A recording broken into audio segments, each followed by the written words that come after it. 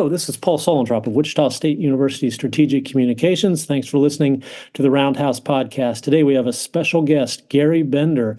Gary is a 1962 University of Wichita graduate. He majored in speech, played football for the Shockers. He is a member of the 2024 Fairmount College of Liberal Arts and Sciences Hall of Fame induction class. That ceremony is free to the public, 2 p.m. on February 6th. In Wiedemann Hall. So Gary got his start at KMUW, called some great Shocker basketball games, called football as a student, and then went to Hutchinson in 1964 as a sports director doing Hutchinson High games. He retired in 2011 after 18 years calling the Phoenix Suns on TV. I'm not going to read Mr. Bender's resume, but listeners should understand he's worked almost every important sport from the Olympics to the Final Four, the NFL, plus a little shark tagging, wrist wrestling thrown in during his career. So, Gary, I read the famous story of you broadcasting imaginary games on your tractor as a youngster in Kansas. Did you always score the winning touchdown? Were you the hero of these imaginary games? Well, Paul, I had my best broadcasts on the tractor. I really did. In all my life, I was really good on that tractor. But what had happened is my dad had been a college coach, and he got out of coaching, and we moved to a farm. And the farm was on the Kansas-Colorado border, 40 miles from any town. And all of a sudden, my life was turned upside down. I'd been the ball boy, the mascot, you know, how you are as a coach's kid. And all of a sudden, I'm going to a one-room country school, and I remember crying myself to sleep. I would have run away from the farm, but it was so flat out there and no trees, it would have seen me running for 4 or 5 days. But anyway, my days were really laborious. I'd get up in the morning, milk a couple of cows, eat breakfast, gas up the tractor, plow till noon, have a sack lunch, gas up my tractor, plow till sundown, come in and milk the same 2 cows. So the only way, Paul, I could survive those long days was to make up ball games. So I'd act like I was in Yankee Stadium, the Orange Bowl, or the Los Angeles Coliseum. And I would further enhance those broadcasts by singing the national anthem. And I did the commercials. You remember the Gillette commercial, look sharp and to be sharp to use. You're probably not old enough to remember, but I had all those down. And the interesting thing is I was in complete control of the time element. If I had an extra round to go, I went into overtime or sudden death. And I'm looking at your book. You grew up on a farm near Maxville, is that right? Well, my dad was there in Maxville. We actually grew up in Ulysses, Kansas is where I ended up. But we were in the middle of nowhere. There's not even a town there. Buckeye, Colorado was a little one store that was there on a corner, and that's where I went to the one-room country school. So you were an all-state fullback at Ulysses High and came to the University of Wichita to play football in 1958. What was it like being recruited in those days? Well, that's interesting. I played for my dad. He came back into coaching. We had great success as a team. We went undefeated one year. And I was the first all-state player ever from Ulysses High School. And so the recruiting started. I had an opportunity, Paul, to go to the Air Force Academy. They were looking for people at that time. It just moved from Denver to Colorado Springs. And my grades were good enough, so they thought I could not have to go to prep school and play immediately. And that's what they did. They had freshmen coming in. They were having transfers from other schools that were allowed to come into the Air Force Academy. But I just didn't think I was tough enough. I saw them in the quadrant down below yelling and screaming at guys, and I thought, that's not me. So I got recruited by several of the old Big 8 schools. But the University of Wichita had a special thing for us because my dad loved Woody Woodward. He was the coach. He'd been at SMU. And I really connected with him. And I ended up going there on scholarship because we really didn't have the money to get me to college anywhere. And I thought, I was really going to be a great player. I was going to the NFL. Every kid at that age, Paul, thinks they're going to play in the NFL. And then I ended up 2 serious shoulder injuries. And That was it. That was the end of it for me. My only claim to fame, I got to tell you, is as a teammate of Bill Parcells. And Bill and I got to be good friends, and we used to have all these sports trivia contests. He'd win them all. And one day, Bill turns to me and he says, Bender, what the heck do you want to be when you grow up? I said, I want to be a sportscaster. He says, that's not good enough. Where do you want to be a sportscaster? And I said, CBS. I said, Bill, what about you? What do you want to be when you grow up? I'm going to be a head football coach. I said, that's not good enough, Bill. Where do you want to coach? The New York Giants. And he won 2 Super Bowls. So that's my only claim to fame, Paul, in my football career at Wichita. That is a good one. Life lessons with Bill Parcells. That's good. You know, when he retired and I retired, he called me one time. He said, Bender, we've been fooling them for a long time. I've got a trivia question for you from your high school football career. You were on the Wichita Eagles All-State Honor Roll in 1957. You scored 10 touchdowns for Ulysses. Can you name anybody else on that honor roll team with you? John Hadel. There you go. We were on the same. John and I became good friends, and he was obviously tremendously successful. But he was the most recruited guy. At one time, he was going to Oklahoma. I remember him telling me that, and then ended up at KU. Big name. Leroy Leap is the other one on there. Leroy Leap, and he was a teammate at Wichita. There was others I'd have to go back and look at, but several of them ended up going to Oklahoma State. Some went to K-State. I had a cousin, Darrell Elder, who the next year went to Kansas State. He was an All-Stater from Salina. So was it hard to give up football and move on to the next phase in your life? It's a great question. I was really stunned. I really didn't know exactly what to do next. You know, it's one of those things, you know, all of a sudden your career has been destroyed and you're trying to figure out, well, how do I adjust? And what really helped me was I was in the liberal arts school and I had people coming to me, encouraging me to do things like take a lot of speech courses, get into the theater, which I did, and to learn to express myself. And so I was able to kind of carve out an idea what I wanted to do. In fact, I'll tell you a funny story. I took an acting course, Acting 1. The professor was a redheaded woman by the name of Mary Jane Teal. I don't know if you have any reason to know who she was. Definitely, yes. She was a fireball. And so one time she assigned us, Paul, to do Hamlet, to be or not to be. And I got up there to perform for her, and I'm starting out, and all of a sudden I hear in the back of this room, sit down, you're not even close to being Hamlet. Get off the stage, you're embarrassing me. You better come back next week and be Hamlet. Can you imagine the reaction I had at that particular time? So next week I came back and I did Hamlet. But here's the funny part. Later, she put me in the Glass Menagerie, you know, Tennessee Williams play, and I was a gentleman caller. So evidently, somewhere along the line, I convinced her I could do this. But it was, I'm telling you, it was humbling. The value of a liberal arts education. That's what I think. Good. And I was in a lot of speech courses. I loved it. That was where I could get my best grades. I got involved in a lot of things that, even though there wasn't a journalism school at Wichita. You knew that. There was no Elliott School of Broadcasting. I mean, it wasn't a choice of all of a sudden deciding that's what I wanted to do. Even though I wanted to be a sports broadcaster, I didn't have that advantage. And I've since come back and taught at the Elliott School, and what an advantage that would have been had I had that at the time. So you would have shown up at the University of Wichita at a boom time for Shocker basketball.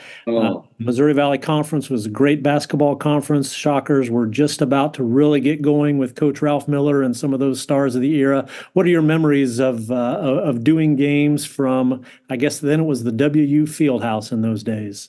Yeah, and you know, the one game I remember, Paul, is when the University of Cincinnati came in with the Big O, Oscar Robertson.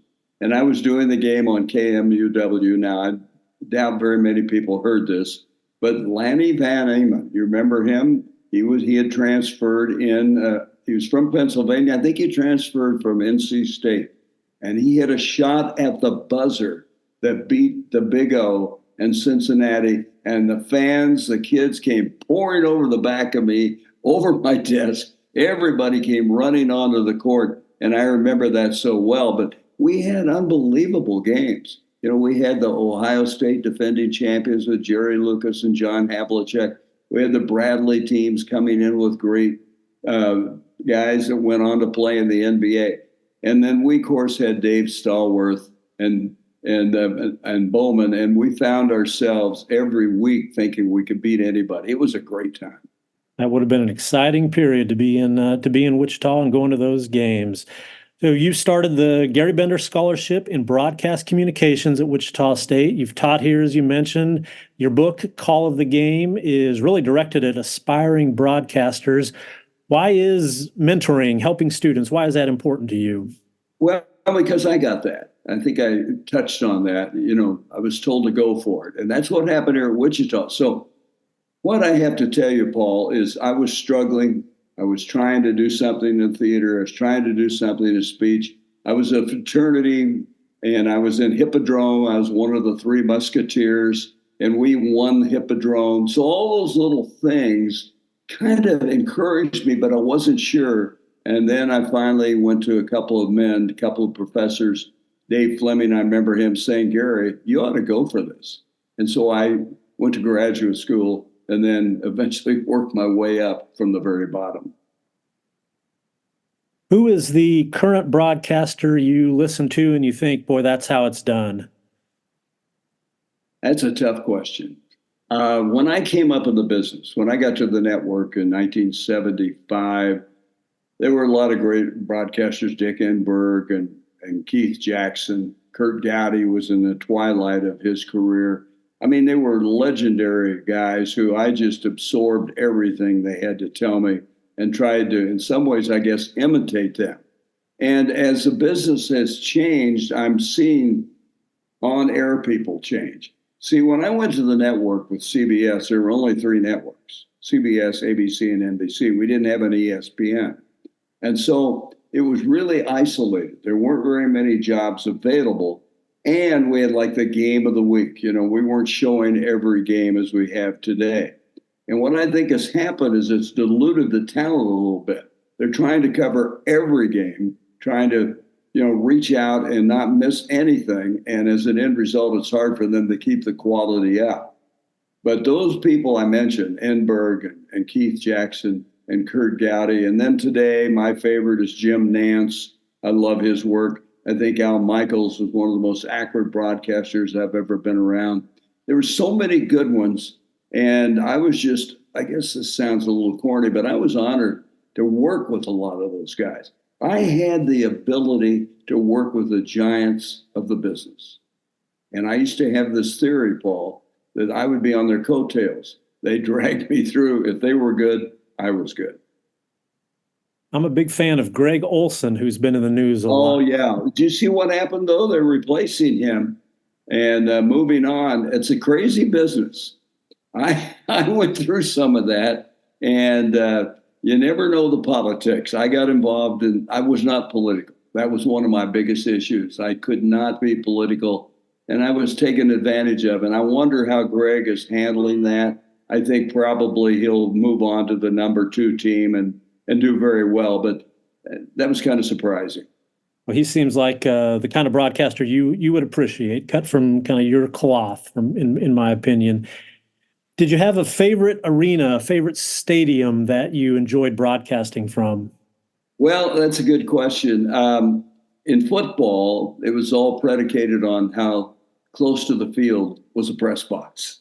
Because you can get in some venues, you're up in the sky. I mean, you're looking at these people running around and having to go to your binoculars, which is not very, very advantageous when you're trying to do play-by-play. I think probably the games that I remember most are the ones with the coaches, like going to Alabama with Bear Bryant, being with Bo Schembechler at the big stadium in Michigan, Woody Hayes at Ohio State. Those are ones that just come back time and time again, stories that come out of that. And I was privileged to call the Ohio State-Michigan game. I was privileged to get to meet the Bear in the twilight of his career, even though I was half scared to death when I met him. So those are how I would do it. In basketball, I think the Final Fours that I did were probably the ones I remember the most. But I love being in the Roundhouse in Wichita. I did a lot of games at Allen Fieldhouse in Lawrence. I guess if you look at it, I've done so many different places. It's hard to narrow down 2 or 3 of the best. So you did a 3-year run at the Final Four that might be the best 3 years of NCAA championship games, 82, 83, 84. I wanted to ask you about the 83 game, North Carolina State, famous for them winning on the last second dunk. So you are silent for about 90 seconds after Lorenzo Charles puts in the follow shot to win the game. How did you do that? Well, I've always been told that in the great moments, let it play. I mean, unless you have something really astute to say. Ben Scully talked to me about that one time. He says, Gary, I write down 4 or 5 things I might say if a certain thing happened. But I didn't do that, and I felt at the time it was just an incredible moment. It was so interesting about that, Paul. We thought we were going to have a blowout. We thought Houston was going to kill North Carolina State. They were prohibitive favorites. They're like 25-1, ranked number 1. It was the year of Jim Valvano and the Cinderella Wolfpack, and they got there, and we thought we better be prepared for a bad game. Well, obviously, the shot heard around the world with Lorenzo Charles proved differently. But I want to tell you, I went down in the locker room after the game to meet with Jim Valvano, the coach of the Wolfpack. One of my favorite people, maybe in my way of thinking, a genius. I mean, I don't call a lot of coaches geniuses, and he was. And I went in, he'd been thrown in the shower, he had a cigar in his mouth, and I came in and I said, hey, coach, I said, what a game. I said, this is one of the greatest games in history. Yeah, he says, Gary, God must love ordinary people. I said, what are you talking about? He says, God must love ordinary people because he makes so many of them. But you know something, Gary? God allows ordinary people to experience extraordinary things. I'll never forget it. And I was on my way to Augusta for the Masters, and I stood there and I looked at him, and he's just smiling from ear to ear, and I just walked out of the room. There was nothing I could say. What sport do you think you were the best at broadcasting?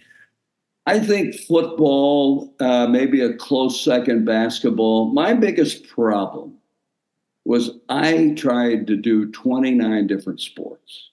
And that is, in a lot of ways, foolish. But what was happening at CBS at the time, we had the CBS Sports Spectacular, and we were trying to create new material. So I did a shark tagging. I did a wrist wrestling show. I did the Battle of the NFL Cheerleaders. You know who I did that with? John Madden. And to this day, I remember him telling me time and again, we're going to burn that tape. If anybody sees that, our careers are over. But I found myself being flexible, being able to, overcome the fact I didn't know much about the sport. So that was the challenge. But I love football, basketball. Those were probably my 2 best. So you did the Phoenix Suns on TV for 18 years. They had some great seasons in that time. What's your favorite Steve Nash story? Steve Nash is my favorite player with the Suns. I got talked into doing this by Jerry Colangelo, the owner of the Suns. He came to me, he says, we're going to start originating our own broadcast. Would you do it? And I said, I'll do it for a year. And I did it for 18 years. But we were coming off that 93 team that got into the finals against the Bulls and lost. And that was the Charles Barkley era. But Steve Nash came on the scene, and he became a good friend. I'd spent a lot of time with him, and I watched him, how hard he worked out, how he was able to work with. He had a lot of physical problems. He had a bad back that bothered him all the time. And I said to him one time, you got to explain to me how you can pass the ball the way you pass it. You see angles, you see openings I've never seen any other. And he says, Gary, he says, the game slows down for me. I come across that 10-second line and everybody's in slow motion. and it gives me time to distribute the ball. And I saw him do things that were just incredible. So Steve Nash, to me, was my favorite player. I love Barkley. Barkley's a good friend of mine. He's crazy sometimes, but I love him. One time I brought a kid into the locker room to meet Charles Barkley, and 10 years old, brought him in. I said, Charles, would you say hello to this guy? And he brought him over and put him on his knee, gave him a pair of shoes, gave him a jersey. And then he says, would you like to go help me shave my head? And they went in the bathroom. And this 10-year-old kid who was absolutely paralyzed helped him shave his head. There's no shortage of good Charles Barkley stories. That's for sure. So in your book, you write about the challenges of athletes, coaches moving into the broadcast booth. Who was the best at adjusting to that grind, really preparing? Who did the best job as a former coach or an athlete making that transition? John Madden. He had retired from the Oakland Raiders. And he was sitting in the backyard with his two bulldogs. We went to visit him a couple of times out in Pleasanton, California. Those bulldogs were a riot. And he was sitting out there drinking a Tab. He loved Tabs. Remember the Tab Cola? And he's sitting out there, and his wife, Virginia, came into the backyard. She says, John, what are you going to do with your life now that you've retired? Are you just going to sit out here in the backyard with your two bulldogs? And so she got him the job at CBS. And they called me and said, we want you to coach the coach. And so I took it on. And quite honestly, it wasn't going well. We were struggling, both of us. I was struggling with him. He was struggling with me.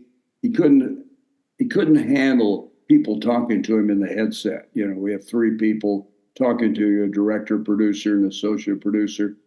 And also, he had the problem of what we call a 10-second world. In other words, an analyst is supposed to describe a replay in 10 seconds or thereabouts so the play-by-play guy can take the next snap on football. But one day, Paul, and I don't know why, it started to click. It was almost like a light switch went on, and he became John Madden. And he became, obviously, a legend, maybe one of the greatest analysts of all time. One of my best friends I've ever had. We had a wonderful relationship. And so that is the guy I saw come the farthest. My first guy I worked with was Johnny Unitas. And Unitas was probably as fine a person as I've ever met, but he wasn't really that interested in being a play-by-play or analyst guy. And I worked with him 2 years. I saw him as so recognizable. He'd walk through any restaurant, any bar, any lobby, and the place would just come to a grinding halt and look at John. I mean, that's how big he was at that time. But he handled it well. He was maybe one of the toughest guys, Paul, I've ever been around in my life. And if you go back and document his career, you'll know what I mean. Then I had others that, I worked with, as I told you, the best. I had the best. What's your advice for a college student looking to get into sports broadcasting? Oh, my. It's a tough business. I wrote the book because I wanted people to differentiate their desire to be in the business. A lot of people want to be a sports broadcaster for all the wrong reasons. Think they're going to make a lot of money. Their names are going to be in the marquee somewhere. People are going to recognize them when they come into a room.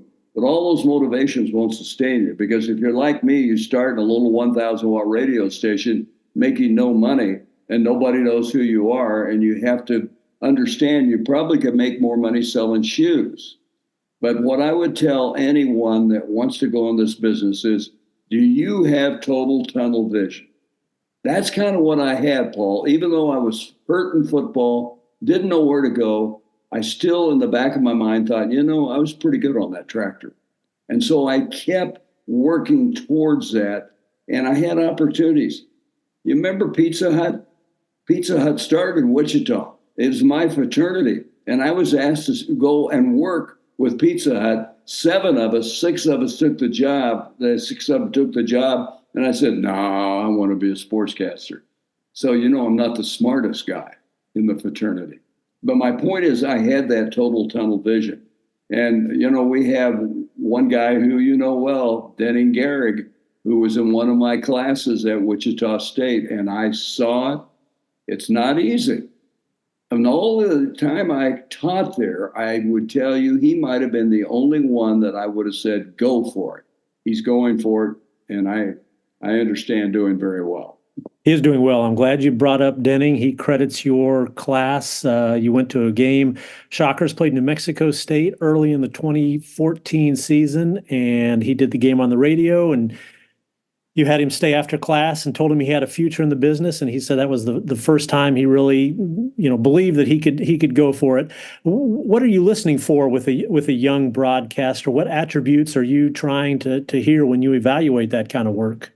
Well, that's a very interesting question. I don't know. I guess it's the instincts that you have. You know what the pitfalls are. You know what has to come out. I mean, it's not always the voice. It's not always how somebody looks. It's a sense of timing, a sense of understanding, a sense of seeing things, Paul, and no one else sees. I used to, in my book, I think I write about that, if you're one of these guys driving down the street in a car, do you mention, or do you see the billboards? Do you see other things alongside the road that most people are just oblivious to? In other words, your antennae are out. You feel things, you see things, and you're able to describe those. And I found that with Denning. I found that with a couple other guys I'm mentoring now. And it's so obvious. It's not that I'm that smart. It's not that I'm that astute. It's just there. And you can know in your deepest recesses of your life that will work for them. You're not leading them down a path that would in some way be very disappointing. I guess it's like a coach sees an athlete and he knows instantly that guy can make a difference. So Denning works in media relations for the Wichita State Athletic Department, does baseball and volleyball. Fans would be familiar with him for baseball, doing play-by-play alongside Mike Kennedy at times. So you've mentioned some of the fascinating people you have worked with, Johnny Unitas, Dick Vermeil, many others, Bill Russell. Who told the best stories? Who was the most fun to go out with after the game and have dinner with or have a beer with? Well, what you become as a sportscaster, and I've told this to Denning and all the others, that you become a storyteller. That is what a sportscaster has to do. He has to be a storyteller. He can't just do the down, distance, time, and score. You got to be able to also enhance it with stories. And so I'm teaching a lot now, and I'm using some of the same stories that I used when I was in the broadcasting business. What I would say is that basically where I start to understand, what was your question? I've forgotten now. Who told the best stories after? The best stories, I think, were maybe Dick Vermeil. Dick is one of my closest friends. I went back to his induction in the Hall of Fame, 2 years ago now, and we became what I would call foxhole buddies. I mean, if I were in trouble the day, Paul, I'd want him in my foxhole because he was so loyal. He was so able to support you and make you feel you really were good at what you did. And that's how he coached as well. But I have stories from Dick that just go back. I don't know how much time you have, I could tell you, but he was a good storyteller. Also, I think maybe Madden had that ability. I also saw that a lot in Hank Stram when I was working with him at that time. Sonny Jurgensen. I mean, they all came from a different time, place and time, different venues, different experiences, but they remembered it. And what I have said to kids who come into the business, you're not going to have a lot of stories when you first start.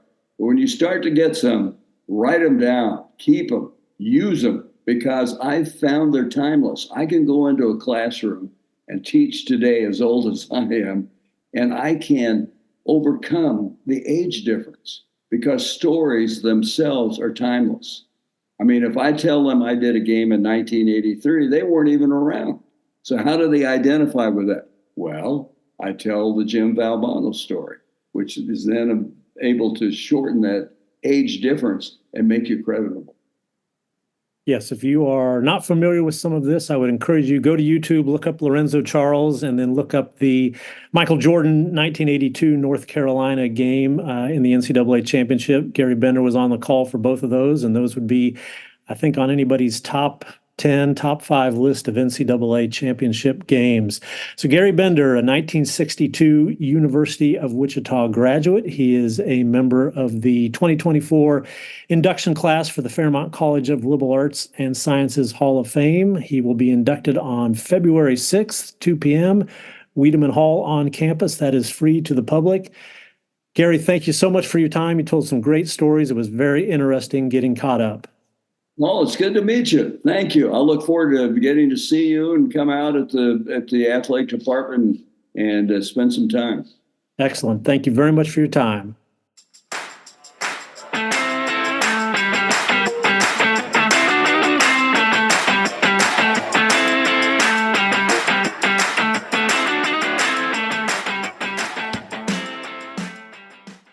Hi, this is Rick Muma, president of Wichita State University. Check out the latest episode of the Forward Together podcast. Each episode, I sit down with different guests from Shocker Nation to celebrate the vision and mission of Wichita State University. Listen wherever you get your podcasts.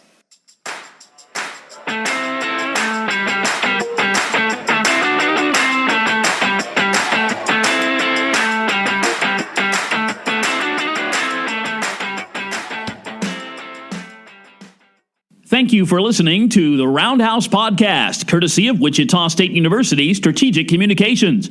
We encourage you to rate, review, and subscribe wherever you get your podcasts. You can find more Roundhouse content at GoShockers.com. It's over. It is over. Ladies and gentlemen, say it slowly and savor it. Wichita State is going to the Final Four for the first time in 48 years. Unbelievable. What a scene, folks. The Shocker fans are just going crazy in the stands. Just maybe the greatest win in the history of Wichita State basketball.